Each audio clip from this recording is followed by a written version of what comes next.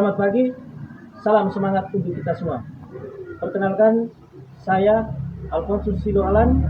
Saya sebagai pelaksana tugas Kepala Sekolah pada UPTD Satuan Pendidikan Formal Sekolah Dasar Negeri Waimana. Kami akan melakukan beberapa kegiatan. Yang pertama, kegiatan pengimbasan pembelajaran mendalam. Yang kedua, kegiatan pengimbasan inkuri kolaboratif. Dan yang ketiga, kegiatan penetapan program pengelolaan pembelajaran mendalam. Sekian, selamat menyaksikan. Pembelajaran mendalam merupakan pendekatan yang memuliakan dengan menekankan pada penciptaan suasana belajar berkesadaran, bermakna, meaningful, dan menggembirakan, joyful, melalui pola pikir atau yang disebut dengan intelektual, pola hati, etika, pola rasa, estetika, dan olahraga, kinestetik, secara holistik dan terpadu. 3 prinsip. Yang pertama, bermakna, meaningful, atau joyful. Pengalaman belajar, memahami, mengaplikasi, dan merefleksi. Rumus 8334. Kemitraan, ada praktik pedagogis, ada lingkungan, dan ada pemanfaatan digital. Praktik pedagogis itu di dalam itu ada metode, ada model pembelajaran. Yang dimaksudkan dengan inkuri kolaboratif, suatu proses mengeksplorasi pemikiran profesional pendidik melalui refleksi praktik dan asumsi bersama rekan sejawat. Strategi ini terbukti efektif meningkatkan pembelajaran profesional dan hasil belajar murid secara bersamaan. Maka fokus utama dari inkuri kolaboratif ini adalah murid dan hasil belajarnya melalui pendekatan sistematis berbasis bukti. Tahapan inkuri kolaboratif: mengidentifikasi, mendesain, implementasi, hasil, refleksi, dan perubahan. Mari kita lihat keempat tahap ini. Yang pertama, tahap akses. Tahap mengidentifikasi dimulai dengan mengidentifikasi posisi murid, mempertimbangkan penerapan kurikulum, dan membangun minat murid untuk menetapkan tujuan pembelajaran dan kriteria keberhasilan. Lalu pada tahap yang kedua, tahap desain atau merancang.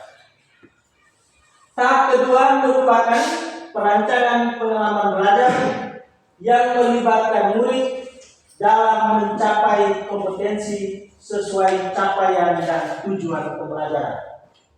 Langkah ini mencakup pemilihan pedagogi yang efektif, pertimbangan kemitraan pembelajaran yang dibutuhkan, pengembangan lingkungan yang menumbuhkan budaya belajar, dan penggunaan digital yang memanfaatkan pembelajaran. Pada tahap yang ketiga, yaitu tahap implementasi. Tahap ini merupakan tahap pelaksanaan pembelajaran. Dalam tahap yang keempat ada 3 bagian: measure, mengukur, lalu yang kedua merefleksikan, dan yang ketiga mengubah.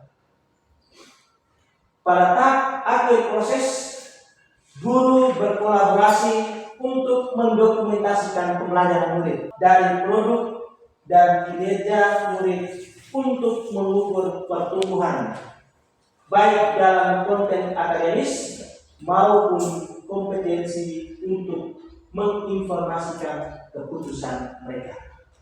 Baik Bapak Ibu, jadi ada 4 tahapan. Setelah dari ini kita menetapkan program pengelolaan pembelajaran mendalam menggunakan pendekatan analisis SOA, yaitu program sekolah pembelajaran bermakna integrasi project based learning yang mengaitkan topik pembelajaran dengan kehidupan peserta didik. Perkenalkan, nama saya Maria Yodita Geong Kumeniren. Saya guru wali kelas 1 fase A. Di sini saya akan menyampaikan rencana pelaksanaan pembelajaran mendalam mata pelajaran matematika. Identifikasi peserta didik, kesiapan kognitif. Peserta didik telah memiliki pengalaman dan pengetahuan awal mengenal benda-benda di sekitar mereka. Beberapa anak sudah bisa menyebutkan nama bentuk sederhana seperti bentuk lingkaran, segitiga, segi empat, persegi, dan persegi panjang. Materi pelajaran: mengenal bentuk-bentuk geometri seperti lingkaran, segitiga, segi empat, persegi, dan persegi panjang. Dimensi profil lulusan: beriman dan bertakwa kepada Tuhan Yang Maha Esa, bernalar kritis, kreatif, dan komunikasi. Praktik pedagogis, pendekatan deep learning, metode diskusi, tanya jawab, latihan menulis. Model project based learning.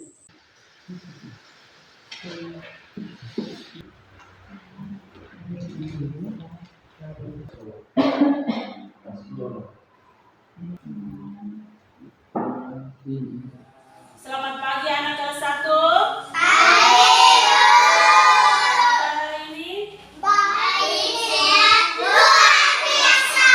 Hari ini kita belajar mata pelajaran matematika. Perhatikan benda yang ada di sekitar di dalam kelas ini. Coba perhatikan. Ini adalah apa? Botol air. Tutupan botol air ini berbentuk apa? Berbentuk apa? Bulat. Apa lagi?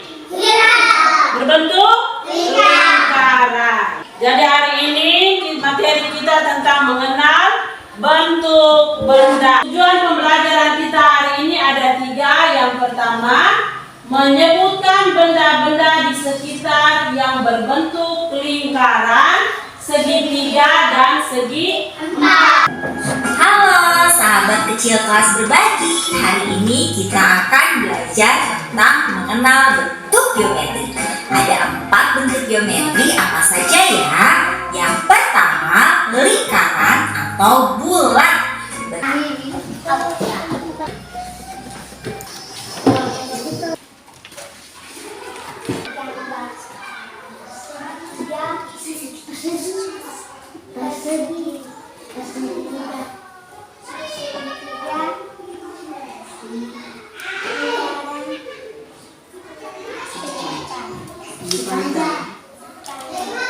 Oke, kita tepuk tangan untuk kelompok 2. Tepuk salut.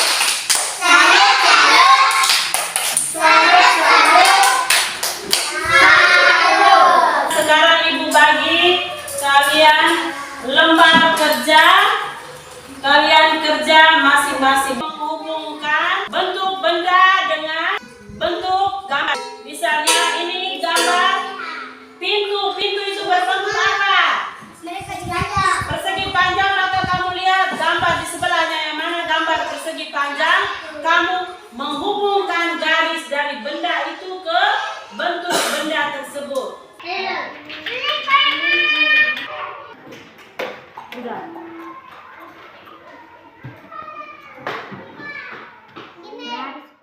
Terima kasih atas waktu dan kesempatan yang diberikan. Saya Maria Yodita Geong Kumeniren, guru wali kelas 1. Setelah saya melakukan kegiatan pembelajaran di kelas, mata pelajaran matematika, materi mengenal bentuk benda, hasil yang saya peroleh itu hasil dari anak-anak. Untuk tes tertulis ini hasilnya baik, tapi ada beberapa anak yang belum bisa membedakan gambar persegi dan persegi panjang. Dan melakukan refleksi bersama dengan siswa, anak-anak merasa senang Tapi ada beberapa anak yang merasa bingung karena mereka belum bisa membedakan bentuk persegi dan persegi panjang. Tindak lanjut yang saya lakukan untuk kegiatan pembelajaran selanjutnya, yang pertama, saya lebih memperhatikan kelengkapan yang diperlukan siswa saat belajar. Yang kedua, saya lebih efektif lagi dalam mengelola kelas. Hanya itu saja yang saya sampaikan. Terima kasih. Jadi baik anak-anak, pada pembelajaran kita sebelumnya itu masih ada beberapa anak yang belum bisa membedakan bentuk persegi dan persegi panjang. Kita menyusun tutupan botol ini membentuk bangun persegi dan persegi panjang. Kita sama-sama hitung tutupan botolnya. 1, 2, 3. Ini sisi atas. Sisi sampingnya coba kita sama-sama hitung. 1, 2, 3. Sisi bawahnya kita sama-sama hitung. 1, 2, 3. Dan sisi sampingnya lagi sama-sama hitung. 1, 2, 3. Iya. Ini banyaknya tutupan botol. Ini ada berapa? Sisi atas berapa? 3. 3. Sisi bawah? 3. Sisi kiri? 3. Sisi kanan? 3. 3. Ya. Ini yang dinamakan bentuk persegi. Kenapa dikatakan bentuk persegi? Karena sisi-sisinya sama panjang. Kita lihat yang disusun oleh Joshua. Kita sama-sama hitung. Sisi atasnya 1, 2, 3, 4, 5. sisi bawah, 1, 2, 3, 4, 5. sisi atas dan sisi bawah. Jumlahnya berapa? 5. Sekarang kita hitung sisi kiri. 1, 2, 3. Sisi kanan. 1, 2, 3. Ini yang dinamakan Persegi. persegi panjang. Kenapa dikatakan persegi panjang? Karena sisi kiri dan sisi kanannya sama panjang. Dan sisi atas dan sisi bawahnya sama panjang. Yang disusun oleh Cheryl ini yang dinamakan bentuk apa? Persegi. Yang disusun Joshua bentuk apa?